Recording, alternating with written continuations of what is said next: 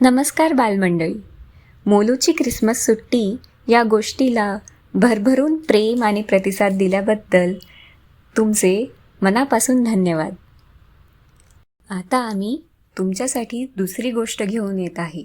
त्या गोष्टीचे नाव आहे मोलूचा नवीन वर्षाचा संकल्प. याचे लेखन केले आहे श्री राहुल बाळ यांनी आणि वाचन केले आहे सौ तृप्ती बाळ यांनी. तर बालमित्रांनो, तुम्ही तयार आहात नवीन गोष्ट ऐकायला? चला तर मग. हे वर्ष संपायला अगदी काहीच दिवस उरले होते. मोलूला आईने विचारले, काय रे मोलू, येणाऱ्या नवीन वर्षात तू काय नवीन करणार आहेस?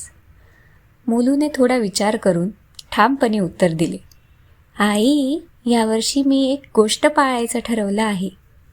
आईने त्याला विचारलं, आणि ती कुठली?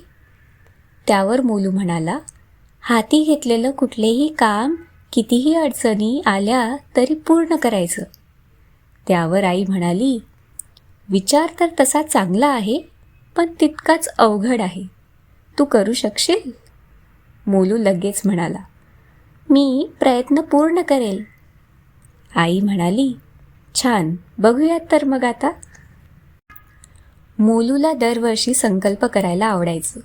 तो ते लिहून काढायचा. काही पूर्ण व्हायचे आणि काही अपूर्ण राहायचे, पण मोलू प्रयत्न मात्र नक्कीच करायचा. नवीन वर्षाचा पहिला दिवस उजाडला. त्या दिवशीचं मोलूचं संकल्पाबद्दलचं बोलणं ऐकून आईने त्याची आज लहानशी परीक्षा घ्यायचं ठरवलं. आईने स्वयंपाकघरामधून मोलूला आवाज दिला, अरे मोलू, आता मला एका कामासाठी बाहेर जायचं आहे. मी संध्याकाळपर्यंत घरी येते. तुला काही कामे करायची आहेत. पहिलं काम कॅलेंडरमध्ये बघून दूधवाल्या काकांचा हिशोब करून ठेवणे. त्यावर मी आधीच वेगवेगळ्या खुणा करून ठेवलेल्या आहेत. आणि दुसरं काम, तुला ही यादी घेऊन किराणा दुकानामधून काही सामान आणायचे आहे. असे म्हणत आईने मोलूच्या हातावर एक यादी ठेवली.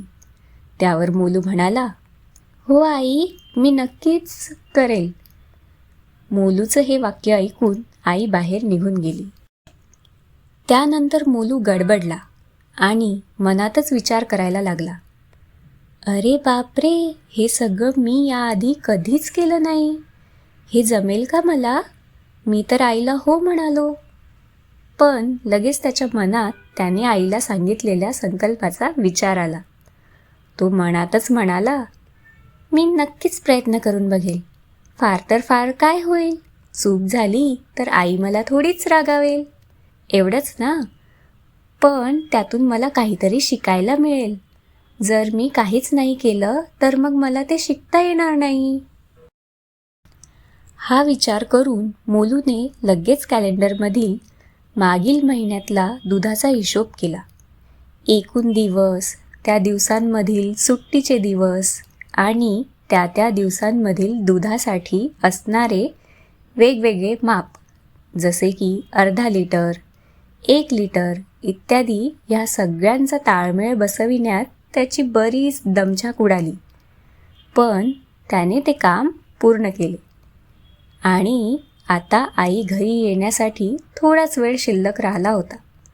त्याने लगेच किराणा सामानाची यादी घेतली आणि सामान आणायला गेला. किराणा दुकानदार काकांनी मोलूला विचारलं, काय रे मोलू, तांदूळ किती द्यायचे? ह्या यादीमध्ये ते लिहिलेलेच नाही. हे ऐकून मोलू चांगलाच गोंधळला. मोलूला खरंच माहीत नव्हतं की नेहमी आई किंवा बाबा किती तांदूळ घेत असतात ते. त्याने एक युक्ती लढवली. त्याला आठवलं की दर दिवशी आई थोडा भात करते आणि अधूनमधून संध्याकाळी खिचडी करते. त्यानुसार तो काकांना म्हणाला, काका, रोजच्या 3 लोकांच्या भाताला आणि आठवड्याच्या 2 दिवसाच्या खिचडीला पुरतील तेवढे तांदूळ द्या. मोलूचं हे वाक्य ऐकून काका खो खो हसले आणि म्हणाले, बरं देतो, तुला 2 किलो तांदूळ देतो. कसेही का होईना, मोलूचे दोन्हीही कामे झालेली होती. आईने घरी येताच मोलूला विचारलं, काय रे मोलू, झालेत का कामं पूर्ण? मोलू म्हणाला, हो आई, हे बघ.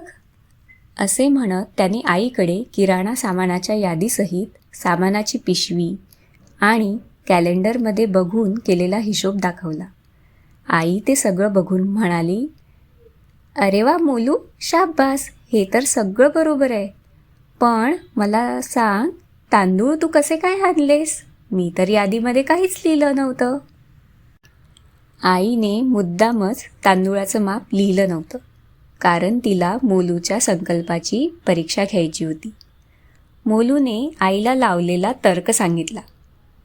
ते ऐकून आई जोरात हसायला लागली. पण शेवटी ती म्हणाली, फारच छान मोलू, तू केलेल्या संकल्पाप्रमाणेच तू वागलास.